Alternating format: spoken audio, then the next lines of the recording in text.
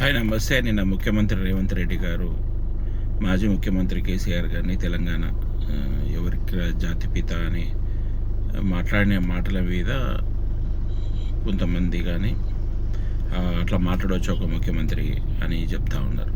నిజంగా ఒక్కసారి తెలంగాణ రాజకీయ నాయకులు ప్రతి ఒక్కరు ఆలోచన చేయాలి. సరే, ముఖ్యమంత్రి రేవంత్ రెడ్డి గారు మాట్లాడిన మాటలు తప్పు అనుకుందాం, కానీ ఒక ముఖ్యమంత్రికి గౌరవం ఇవ్వాల్సిన బీఆర్ఎస్ పార్టీ నాయకులు కానీ కేటీఆర్ గారు, ముఖ్యంగా కేటీఆర్ గారు కానీ ముఖ్యమంత్రి ఎప్పుడైతే రేవంత్ రెడ్డి గారు అయిన తర్వాత ఎప్పుడు గౌరవంగా మాట్లాడలేదు. ఏకవచనంతోనే అసెంబ్లీలో కూడా చూసినాం.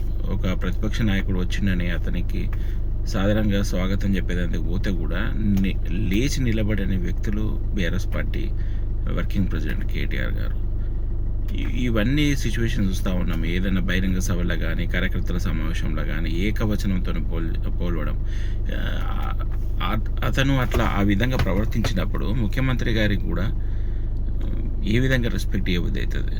ఆ నాయకుని మీద ఎందుకు? ఎప్పుడైనా సబ్జెక్ట్ మీద మాట్లాడాలి, కానీ తెలంగాణకు ఒక ముఖ్యమంత్రి అయినప్పుడు అతనికి నువ్వు పర్సనల్గా రేవంత్ రెడ్డి గారు ఇష్టం లేకుండా రేవంత్ రెడ్డి గారు ఉన్న పదవినైనా గౌరవించాలి, కానీ ఆ విధంగా చేయకుండా అప్పుడు మాట్లాడిన వ్యక్తులు ఇప్పుడు బాగా మాట్లాడుతూ ఉన్నారు.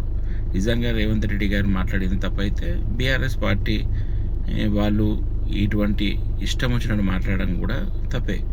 ఖచ్చితంగా అన్నీ ఇప్పటికైనా రాజకీయ నాయకులు సబ్జెక్టు మీద విమర్శ చేసుకోవాలి, కానీ ఏదైనా మేము వస్తే మంచిగా చేస్తాము అని చెప్పే విధానంతోనే మీ పార్టీ యొక్క సిద్ధాంతాలను నమ్ముకొని పోరాటం చేయాలి, కానీ వ్యక్తిగత ద్వేషాలు ఉండేదైతే మంచి పద్ధతి కాదు.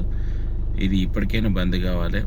ఇప్పుడు ఫస్ట్ బీఆర్ఎస్ పార్టీ స్టార్ట్ చేసి గత 10 సంవత్సరాల నుంచి ఏ విధంగా ఇష్టం వచ్చినట్టు ఎవరు అపోజిట్గా మాట్లాడితే వాళ్ళని ఏ విధంగా అణిచివేయడం కానీ, అదేవిధంగా ఇష్టం వచ్చినట్టు తిట్టడం కానీ, ఇప్పటికి కూడా పవర్ కోల్పోయిన తర్వాత కూడా ఇష్టం వచ్చినట్టు మాట్లాడితే ఇప్పుడు మీరేమో తిడుతూ ఉంటారు. మీకు గౌరవం ఇవ్వాలనుకుంటే అది కష్టము.